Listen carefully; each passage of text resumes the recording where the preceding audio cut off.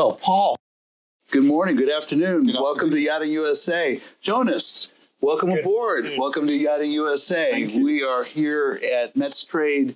I want to thank the organizers of METSTRADE, Naz Klarenbeck and his entire team for providing this amazing studio space for us this week and for providing an incredible METS this year. The entire Rise Center is taken up.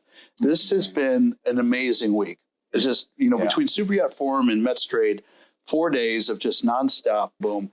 And what I find profound is now we're talking to you, CHIRP, and you'll tell us more about CHIRP. And you're coming off of a boat, Chief Officer, as I understand. Correct, yeah. So you utilize the service of CHIRP. I do. Crew welfare is the topic that seems to be resonating a lot this week. So I've had people from PYA, Professional Yachting Association, the CEO of that organization. We've had Paul and Laura from ISWAN. I had the opportunity to sit down with Joey Means of Yachting Alliance. All of these conversations were coming around the idea of crew welfare. And it's no accident, I think, that this conversation is happening because we as an industry, if we want to call ourselves an industry, a conglomeration of professionals maybe, are recognizing the value that crew welfare really brings to the whole team, the whole party. So with that said, let's learn a little bit more about CHIRP because it's only been in the last few months I've become aware of it. And, I want to make sure that the people listening to this conversation are also well aware of what this means, particularly if you're crew. I think it's important to understand what CHIRP represents for you. Yeah, absolutely. Thank you. Thank you for having us. Really. Oh, my pleasure. So CHIRP has actually been around for 40 years in aviation. So that's where it started off. When we think about maritime safety and things, we tend to look at the aviation industry and we think of the high bar that they set in terms of their ability to learn from mistakes, their openness of the culture around safety. Right. Cockpit culture they talk about. Yeah, absolutely. I mean, a lot of the things that we now do in maritime, be it like bridge resource management, for example, came from cockpit resource management originally. So it's a UK charity. It's been doing safety reporting, safety incident sharing in the aviation industry for 40 years, maritime more broadly for 20 years. And then about 3 years ago now, I met the maritime director and I said, this needs to happen in yachting. Like we need this opportunity to have the confidential, anonymized sharing simply for the benefit of learning from experience in yachting. And he went, go on then, basically. Oh, good. And I didn't step back fast enough. And here we are. But I think you are right, actually, in terms of the culture around the welfare, like the conversations around welfare. Right. 3 years ago, I came to METS, which is a massively overwhelming place to come for the first time. Isn't it? It's huge. It's insane. It's absolutely insane, this place. And we did a little panel on CHIRP. Okay. And we were kicked off into the smallest room on the side somewhere, like down 17 corridors. Yeah. And, 30 maybe people came and, 10 of them were probably my friends and the other 10 had been forced to come by me earlier on. And that was it, right? That was kind of the introduction. And now, 3 years later, at TSF over the last couple of days, CHIRP ended up on 3 different panels over the space of 2 days, all of which had 100 plus people in the room. Yep. As part of the Super Yacht Alliance with Joey Mean that you mentioned, the CHIRP is forming the core of one of the think tanks focused on crew safety. And so it feels like, yes, there's a focus on crew welfare, but also, excitingly, it feels like there's a focus on solutions rather than just kind of getting stuck in the stage where people on a panel complain about how bad everything is, and then we all go home, and then we all come back next year, and we have exactly the same conversation. Right. I've seen that repeat again. I imagine you have over your time here. Yeah, and it's like, all right, like you said, who's the next man up to try to make things happen? And what's different this year, too, I think, is we are seeing results, and we're creating results-oriented programs, and we are allowing people to step up and become part of these conversations and part of these organizations. And instead of just saying, here we are, and this is what we do, we're saying, here we are, this is what we do, and come on board and be part of the solution with us, please. Yeah. Is there another way? No, not if you want to make a change. There's no other way, right? Absolutely. Right. So, sure, let's examine the acronym and let's talk about what happens when there's a need for this. And this might be something that, when it comes from the voice of the crew, Jonas, this might make some sense to have you explain how you see CHIRP in the role you play as a head of department on board a large yacht. Yeah, so I've been incredibly fortunate that throughout my career, I've seen a lot of different industries. I started in yachting on smaller yachts, 24 meters up to 30, 60 meters. Right. Then I went and worked on container ships for a while. Well, that's different. I came back to yachts as a third officer, and then I did a bit of flying, and then I went to cruise ships. And the overarching principle has always been that safety is better shared. And now as a chief officer, when I'm doing training with either just my deck department or training throughout the whole ship, including the monthly safety meetings, etc., it's really useful to have a resource that allows me to make the points. One of my favorite points is that it's cheaper and safer to learn from other people's mistakes than it is to make them yourself. Yes. And, I always tell the deckies especially, the reason that there's sea time requirements is to build experience. And if you can live other people's experiences, then you're increasing your own ability in a shorter amount of time. And that's also a really useful way to get buy-in from deckhands who are willing to learn, and then having a super specific resource that they can relate to. Because it's all good and well giving them CHIRP reports from container ships or from other areas of the maritime industry, but when they can relate to it, it's a great way for them to learn. So not to put you on the spot, but could you compare and contrast the difference between life on board a luxury motor yacht compared to life on board a cruise ship or a container ship? Ooh. So on a container ship was the hardest I've ever worked. You are there for one reason only, and that's to be productive. So I was a deckhand on a 60 meter for a year, and we did a few charters and some boss trips. And, of course, there were some days that were longer than others. But over the course of a 5.5 month period, you probably had several weekends off and early finishes. On a container ship, it was 5.5 months, 7 days a week, and Sunday was a day off, and I only worked 8 hours. Okay.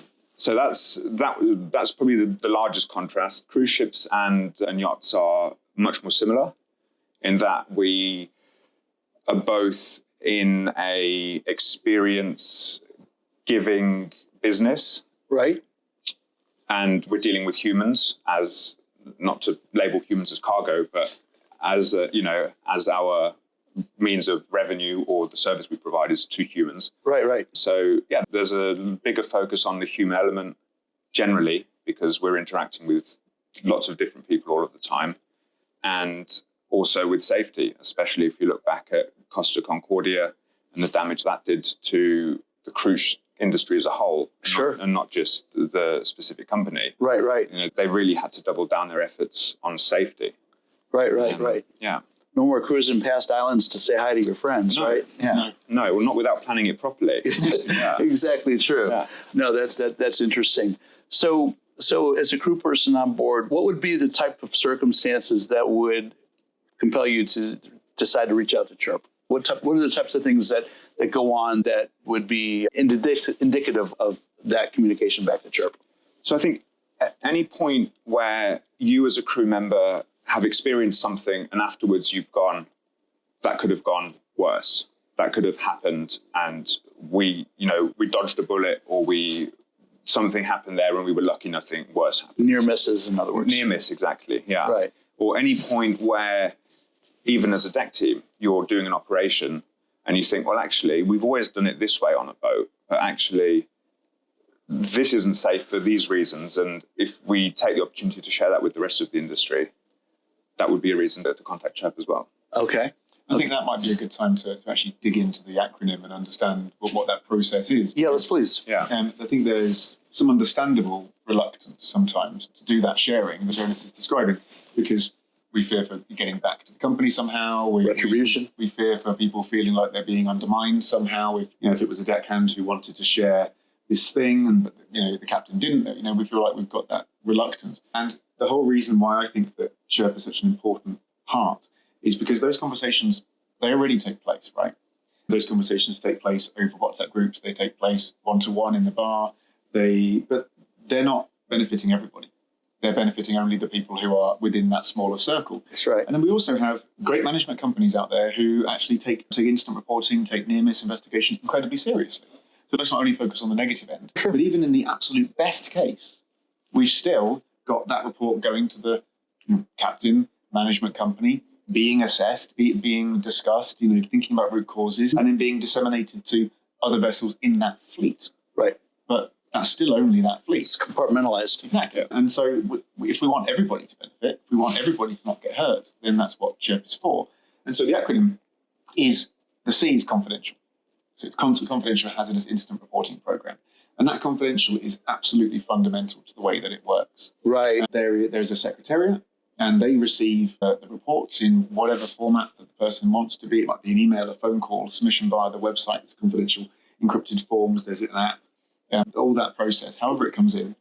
And then they are analysed. And what's really important is actually they're completely de-identified, disidentified. Okay.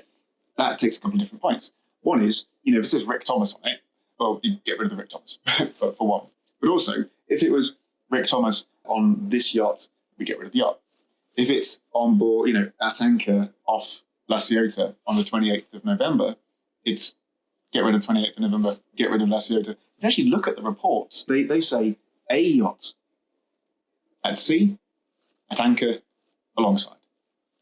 No length, no identifying features at all. Okay. No reference to the number of crew that are on board. So you can't read this stuff and disseminate, oh, that must be that. Exactly. Right. Exactly. And so that's just at the secretariat, the first step.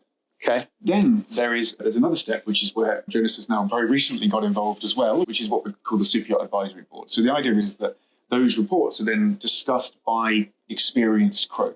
Yes. And I am the only person who isn't an active crew member who's involved with that. The whole rest of the team, 20 plus people, are actively on board or actively involved in yacht management ashore. Good. So real current knowledge. And what's really interesting, I think people don't really understand, is that even at that stage, I am the chair of this board. If I ask Adam, my boss, for the identity, the name of the vessel, the name of the reporter of that report, he won't tell me. So that confidentiality even goes to the point where they won't even tell me, as the chair of the board, anything about that vessel. And it goes even further, where if there was a legal case, say, and a judge was to say that, we order Adam to release the identity of this report, once the report is closed, it's deleted from the system. So even if Adam wanted to, even if Adam was forced legally to reveal the identity of this person, he can't because he physically doesn't know it. Right. Okay. So it is confidential. Confidential. Right. Yeah. That just gives you, I think, a point is how seriously they take it. And I think for anybody who's listening or watching this, what I would really want them to do is to have absolute confidence that there is no way, and in 20 years of the maritime section being around, never has a reporter been identified. There you go. And I think so we've got a deckhand who's going like, but I mean, what if? That it's just not. Right. It's impossible. Right. So for clarification, this is an organization that compiles this information and then can redisseminate it to say these kinds of practices or this kind of thing happens or did happen. Pay attention to this. We want to fix it, or we want the fleet to know that there's a better way, or whatever that looks like. Yeah.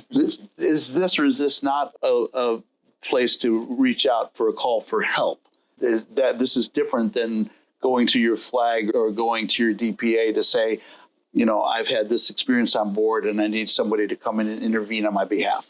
So CHIRP can be a tool for however the person wants to use it. Okay. So if we take Jonas as an example, right? So he just said that, you're a deckhand on board and that there was that day where it went a bit wrong or whatever.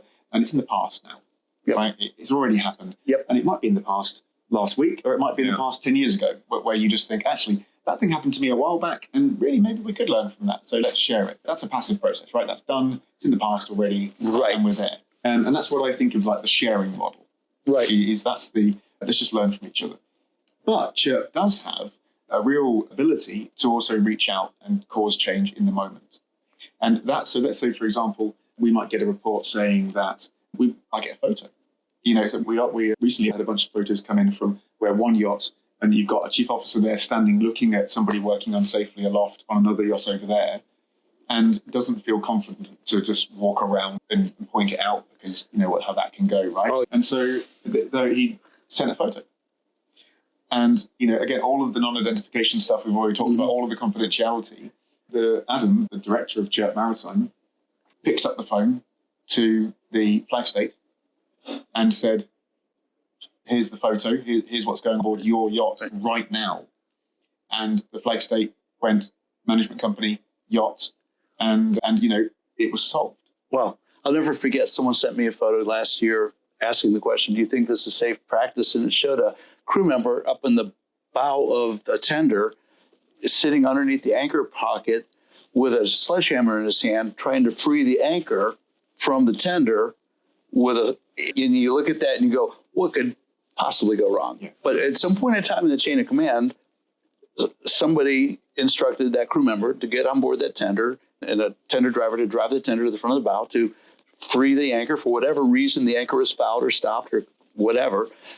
And so these are the kinds of things, I guess, that you want to be able to communicate without fear of saying, well, you're not a team member, so you're off. You're the problem, not the solution. Yeah, I mean, at no point in that process did anybody say, maybe I shouldn't be, or maybe that person shouldn't be below an anchor in a boat bashing the anchor sledgehammer. Yeah. There were so many opportunities for somebody to go, maybe that's a terrible idea. Right. Right. The problem is, I think as seafarers, we are inherently solution oriented. Right. And if we don't have the experience of it going wrong, we're very reactive in how we learn. You could be the hero. Watch me. I'll get this anchor free for you. Right. Exactly. And this is, and in your head as human beings, we're imagining the positive outcome. Right. It's not, the first thing is not that we go, how does this go wrong? The more experience you have, the more you've seen go wrong, and the more critically you can look at these situations and think, okay, well, I can think of at least 10 things that could go horribly wrong here. Let's find out how we mitigate all of those. That's right. And CHIRP is a great way to increase that learning and experience throughout the fleet or the industry. Fantastic. Yeah. Now, Paul, does CHIRP publish any of these findings to say these are the kinds of things that are happening and be aware of these things? Or what does that look like? How can that resource be turned into a working resource? Yeah, absolutely. So there's internal databases of information, and those can be extracted in terms of like some of the data I was talking about on some of these panels with a nice pie chart with some percentages and that kind of thing. Yep. But in terms of the tangible bit which Jonas is using on board, approximately once a quarter, we have a publication. And it's just a PDF, 3 or 4 pages long, and typically about half a dozen reports in there. And they might cover a range of different things. Maybe it is the anchoring example, maybe it's work-aloft, maybe it's something harassment related. Right. Maybe it's something about on the bridge where someone doesn't feel confident to say, this is going a bit wrong. And that is a publication which is being pushed out by management companies to their fleets. It's being sent in email inboxes on board to the Chief Officer. It's being disseminated via social media, via a whole range of different partners, so that Jonas sits there, opens his email account and goes, oh, cool, there's the next quarterly thing. Okay. And then how do you use it? Right? How do you use it? Well, I print it out, put it on the crew notice board next to the safety meeting minutes and the company's accident and near-miss reporting. And then I'll pick examples out. Anyone who's worked with me will know that when it's quiet, I'm all for the deck department gaining more experience, and I will, hand out an issue of CHIRP or an MAIB report that's relevant, and the team members will take it in turn to present the report or the accident to the rest of the team, and then sort of collectively as a group we talk about how it went wrong, why it went wrong. Are we in danger of the same thing happening to us? And having discussed this, is there anything that we think in our own procedures we can change? Brilliant. Wow. Yeah. Cool. And I think that for me is the best practice. How to do it. It's absolutely fantastic. That's the money shot right there. Exactly. Because printing it out, sticking it on the notice board, lovely. That's great. Right. But what's the action on that? Exactly. There's so many things on notice boards that nobody ever reads. Right. Yeah. And I think sitting down with people and going from that kind of like abstract, this happened over there, to just have that discussion around, one of the 6 reports and say, could that happen here? This could happen here, right? Exactly. Right. And if you say, could this happen here? Then they go like, oh, yeah, maybe that's the thing we should hear, or like maybe that, and then that starts a conversation. And I think that's exciting for two reasons. One, it makes the operation safer, obviously. Of course. But I think what's more exciting is that often safety management, risk assessment, all those kind of boring safety words, they are perceived by the crew, particularly the more junior crew, as something that happens over there. Other people. Yeah, exactly. It's something that somebody else does, either ashore or the safety officer or the chief officer, not something that I do, not something that I'm involved in. And I think if we can start to have exactly those conversations where we say, risk assessment is not a paperwork exercise over there. Risk assessment is, could this go wrong? If so, how bad would it be? And how likely is it to happen? The combination of those two things, severity and likelihood, is our risk. But these are risk assessment terminology, Right. We're actually just engaging people with it. And to be clear, going to sea, and it's an eons long vocation, is inherently risky. Yes. Yeah, there's no way to mitigate all the risks of going to sea. Stay in port. Yeah, well, I've seen accidents in port too. Stay at home. My maritime background goes back to commercial oil field work. I was a commercial diver for 4 years, and talk about risk at sea and the conditions we worked in and lived in, and we had a huge safety culture.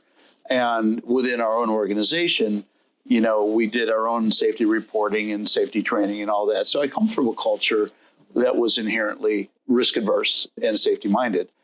So coming into the wonderful world of yachting, I've watched so many different programs and so much ambivalence to safety and then so much adherence to safety. So you see both sides of that coin sometimes. Yeah. I think the challenge the yachting industry faces is that it's quite a fragmented sector. It is. If you think about the commercial maritime sector, you mentioned container ships, you might have a Maersk, which operates hundreds of container vessels. Yeah. And therefore has a real sort of vertically integrated imperative around compliance and around safety. And you can apply that logic, whether it's oil and gas or whatever element of the maritime industry. Super yachting, the thing that's so delightful about it is how much power actually an individual captain has. The individual captain on a container ship has exactly zero authority to do anything. Really? Yeah, but beyond drive the ship. Drive the ship. Whereas the captain on a yacht has incredible authority and decision-making power and budgetary power and that kind of responsibility. But because it's so fragmented, you don't have as much of that kind of top-down aligned compliance. And let's be real, the yachting industry is unique in that at the top end, you've got privately or corporately owned large yacht, commercially run and maintained and certified vessels. At the lower end, privately owned, privately operated, non-regulated, non-commercial vessels, and they fly under different flags, and they're mandated by different rules, and some have no rules. And so if you're junior crew coming into a yacht program that's on a, say, 24-meter yacht that's privately owned, and maybe it's U.S. flagged or maybe it's Cayman flagged or whatever, but that's as close as you get to any kind of rule or regulation. You don't have the benefit of professional yacht management often. You don't have the benefit of a lot of experience. You don't know who really is in command. Well, you know who's in command, but you don't know whether or not they're really there for your best interest in looking out for that person. Right. May not have any significant qualifications. No, exactly. They may not have any safety training of any type at all beyond the absolute, and sometimes not even the absolute basics. Right. They certainly are unlikely to have ever had any safety management related training and understand that risk assessment is actually something that's reasonably useful. And I think the yachting sector, you're absolutely right, that the 100+ yacht that you mentioned, the kind of yachts that Jonas works on, you are talking about incredibly well-run operations. Oh, yeah. Sophisticated management, deep care for the whole operation, incredibly professional and really safe. Yep. Right, these are safe operations with enough people to not have massive hours of rest issues, etc. Right. But the other end of the spectrum that you mentioned, it has none of that. No. And of course, a lot of the ambition of people coming in the industry is eventually I want to be able to work up to where I can join an 80, 90, 100, 120 meter yacht and be in those programs and have that But the starting point oftentimes is that 24, 30-meter yacht, and you got to survive that experience and grow from that experience and stay in the game because you had a good enough experience that tells you, okay, I'm building my skill set so I can get there. It's a progress, and it doesn't happen quickly unless you're really lucky. Yeah. Right. So is CHIRP something that you join? How do you participate? How do you become part of this amazing organization? Well, you do a Jonas, really. Okay. Talk to us, Jonas. How do we do this? Let's hear it from the horse's mouth, so to speak. Well, I think the best thing you can do is share your experience with CHIRP, and CHIRP sees to the fact that it shares that experience with the rest of the industry as required. Do you need to be a member of CHIRP? Or No. CHIRP is there. I'm sure somehow we'll add the links. Yeah, we can add the reporting link, and there's an app, I think. There is an app as well. Yeah. Okay. And it's very simple, partly so that it's very secure, but also, so that you can do it at sea with low data connection. And I think it's a 3-step process. You basically describe the situation that you faced, and then it gets, as Paul described earlier, sent off into its anonymizing process and confidentializing process. May not be a word, which is possibly not a word, probably not a word. And I think we should also mention that if the report cannot be anonymized to the point where the panel think if the incident is well covered in the press or something, those reports are not released. So there is also a level of, is this one of those reports that is, different enough, obscure enough that it can be easily placed? But that data is still incredibly important because you can see the trend in the industry, but it's held confidentially. And it just, we assess the root cause, and that allows us to, as a board member since yesterday, I now have buy-in to seeing where we can focus our efforts and where the largest areas are that we can have an impact. And I think that the best way of getting involved, for people who are watching this or listening to this and say, that sounds like a really good idea, I wish I'd had that. Or, that thing happened to me 10 years ago and, that sucked quite a bit. All of that kind of thing is the best way to get involved is just to get involved. Is to tell us about that, share that. And I think it's important to know, people say do I need to do an accident report? Do I need to have all the data? Do I need to, have all this like a page long or whatever? No, a paragraph.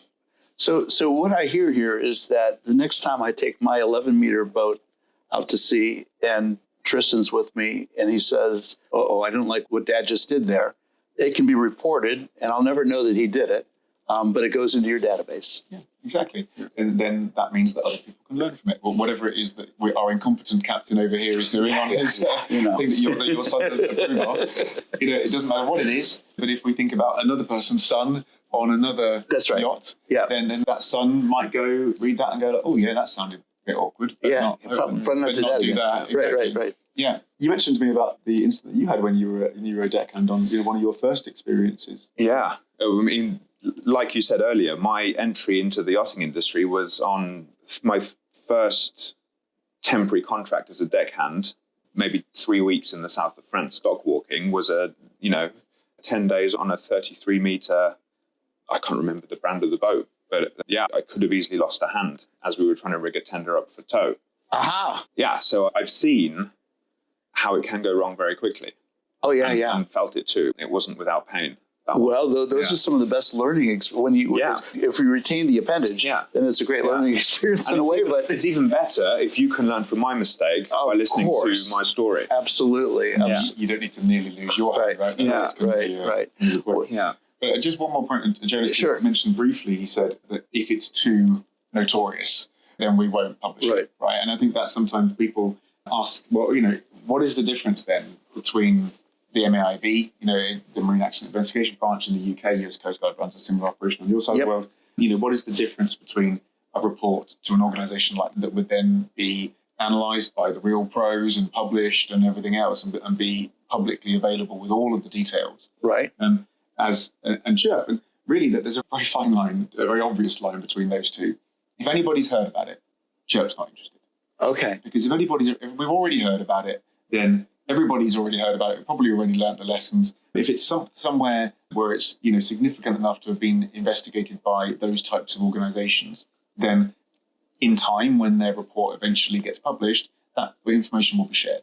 Right. CHIRP is, because of the confidential nature, because of the anonymized nature of it, if we end up with the incident, which I won't mention because obviously that would defeat the point slightly, but the incident that Jonas is mentioning, there was a very famous accident that had gone all around social media and within the last year within yachting, and we got that report, and we got it a few months later.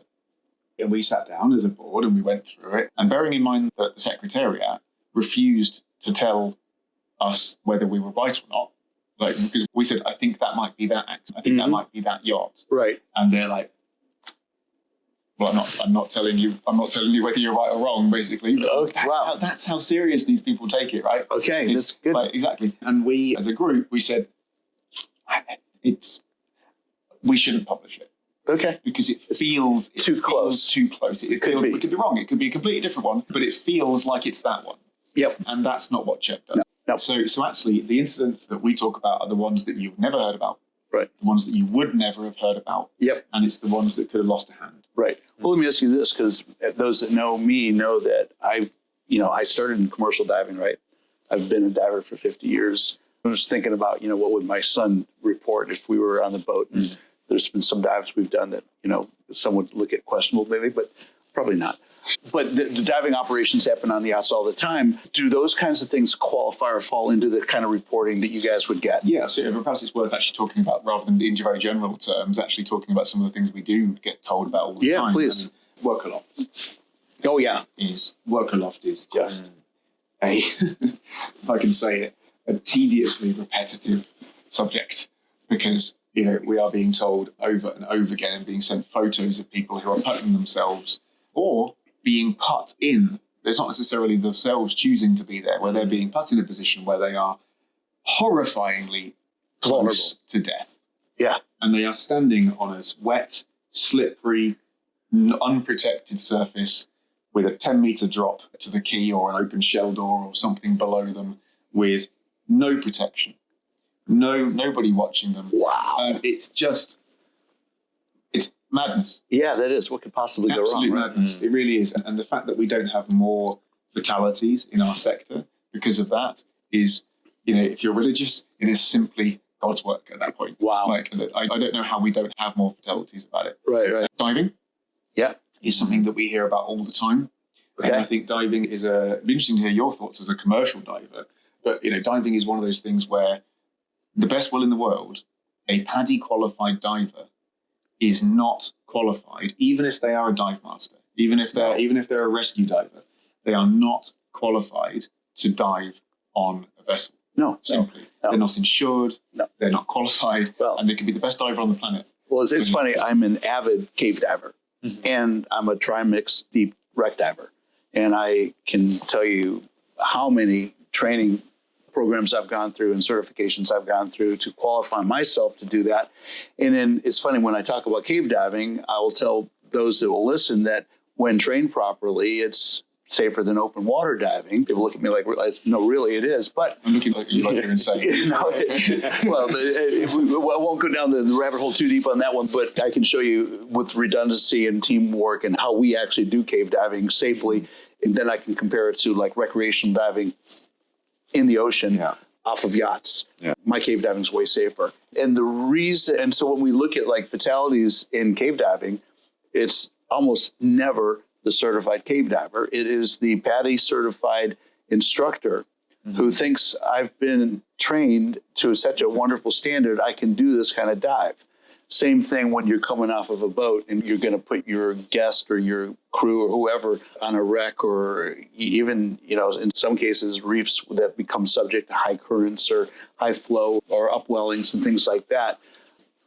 There are so many things that go wrong. I've walked on board many yachts where they have dive lockers, and I look at equipment that's out of date, out of certification, out of inspection, gas systems on board that, haven't had filter changes.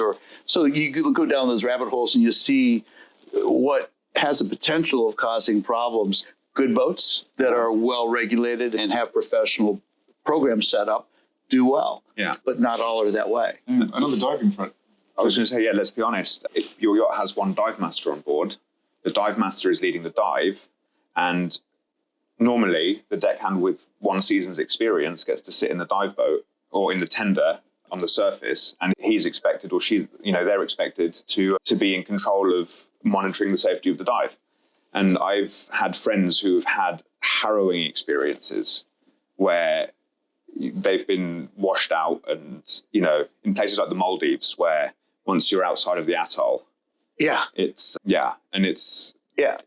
diving scares me. If you can't be seen, if you weren't able to put a marker up or lost your marker, you could be adrift for a very long period of time with the crew looking over here, and you're 4 kilometers over this way. Yeah. Right. Even if we say that, and let's just imagine we have the most incredibly capable diver, right? They are amazing. They are perfectly capable of diving on the hull of a ship. Yeah. The systems around them are not safe. They're not there to enable them to do it safely. That's right. Like we've had There's no rescue opportunities. Yeah, we've had reports where you've got, the guy was probably just in open water, but let's imagine that they're an amazing commercial diver. Yeah. We've had reports where the captain comes back on board, having not had proper communication with an engineering team or something, no permit to work in place, no briefing, no rescue plan, no backups at all. Captain's, all right, let's do some engine checks before departure. Engines on, diver in the water. That's horrifying. Terrifying. It's horrifying. It is. Yeah. But it's happened. We've had on the diving. There was a report very early on where we had a vessel going through a strait somewhere, picked up a log in the running gear, in the props. Yep. And so they didn't know what happened. Lots of noise, lots of banging and crashing, and so they stopped the engines. And then it's at night, a bit rough, and it's a twin engine boat, right? And you're fine. Right. Relax. Yeah. And instead of stopping, instead of doing a risk assessment, instead of discussing what are our options here, and going, well, actually, we've got one perfectly functional engine. Let's just sail over there to a port and have this sorted out. They take this young junior deckhand, who was the one who actually reported this to us, who was an open water diver, not like me, a basic diver. Most are. Yep. Exactly. Was at night, in bad weather, was fairly unceremoniously tossed over the bathing platform. I'm laughing because I'm not crying. No, exactly. It's like, it's terrifying for me. And I ended up, as an open water diver, I've been under a yacht doing exactly these types of things. And when I look back at it, it's like, this is a disaster. It was horrible. The guy, he got smashed on the tank by the hull as it was coming up and down. Right. Actually, it was his head Right. that he got smashed. And eventually he got, after pretty much bailing out because of He realized it was insanity. He was asking. Exactly. He gets dragged by a buddy line back onto the thing, struggling to get him even back on board because, of course, the bathing platform's doing this. And then what do? They sail to the port. What they should have done in the first place. Exactly what they did. Right. And nobody went, that's a bad idea. Captain, no. Right. It's like the crew member that went on the bow of the tender up to the anchor pocket to break that anchor loose. Exactly. What are you thinking of? And nobody, the deckhand didn't feel willing to say no. Right. And nobody else was willing to say, mate, this is out there. And the captain didn't have the presence of mind to say, let's just slow down. Yeah. So this is a cockpit culture we talk about. That's the cultural piece. Yeah, the cultural piece. And I just bring that up because that's a subject that's near and dear to me, and I'm aware enough of what happens on boats. I've got enough connections with the diving industry still to know that this is one of the most risk-prone activities that happen without a lot of thought on these boats. Because usually the water is beautiful and it's good and circumstances are great and things go well. And you don't typically hear of the times that it doesn't go well. Yeah. So, this is really good stuff, guys, because I think at the end of the day, what we want to get out to the people listening to this podcast is that this is a resource that you don't have to be a member of, you don't have to sign up for. It's there. It is anonymous. It's confidential. And in your workplace, when you see it, say it. You got a resource to communicate this back and internally, and actually, and also say it externally. Yeah. Actually, you asked about getting involved. Right. And Jonas made the point about reporting, which is the fundamental. That's critical, of course. Yeah. But then we could have moved on before we talked about the other way to get involved. So CHIRP is actively seeking partners, and in any way, really. Okay. And you are now a partner Yes, in that. absolutely. Because you're making a space here for us on your podcast, Which I will continue to do, by the way. Thank you, and we'd love that. But you're making a place for us to communicate this message to everybody out there, Right. Yeah. And we've been, it's fantastic to have other support from other media partners who want to do the same with management companies. Mm-hmm. Management companies who say, actually, I am more worried about safety than I'm about kind of, my reluctance to share, who are actually partnering with us to say that we don't want to keep our reports in-house. Good. We want to say, right, Chip, here's all of our accident reports. Right. And whether they're all published or not, because often the statistics are also really helpful, but we've got that happening and we want more of it. And we also training providers, where you have a partner who is running some of the basic safety training courses potentially, or some other courses like safety officer courses or other courses that involve a kind of safety element, who are saying, well, actually, this is great. We need to be talking about this more. So we want to take the CHIRP element and put that in our syllabus. Good. And we want to take a little bit of time just to raise awareness about it. A million other options. But anybody who wants to contribute, to share, to help spread the message that we don't have to have all of the accidents ourselves, as Adam likes to say. Right. Please. Yeah, I love it. Yeah. I love it.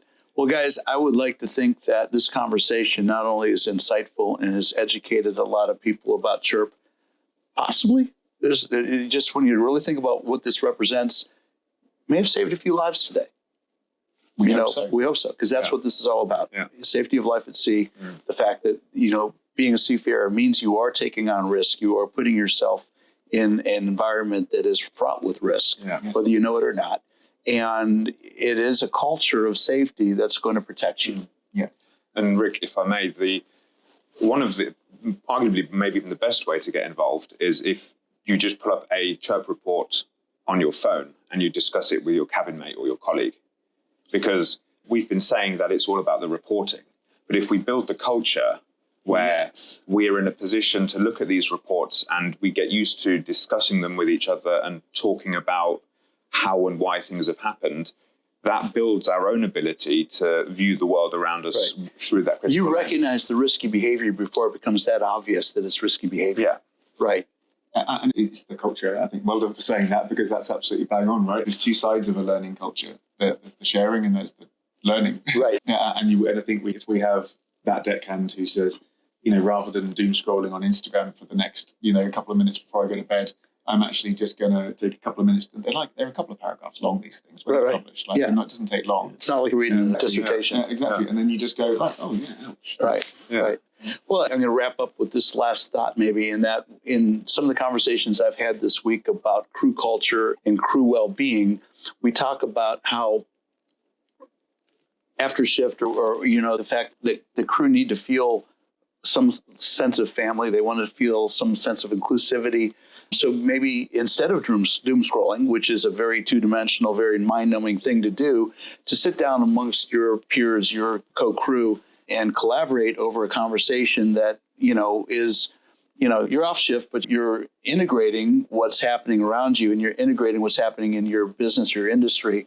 That's a win-win-win across the board. You're engaged with other human beings and you're kind of bringing that safety culture into your own space. I think if I can just double down on that last point. Sure, please. With a little bit of safety management theory. You ready?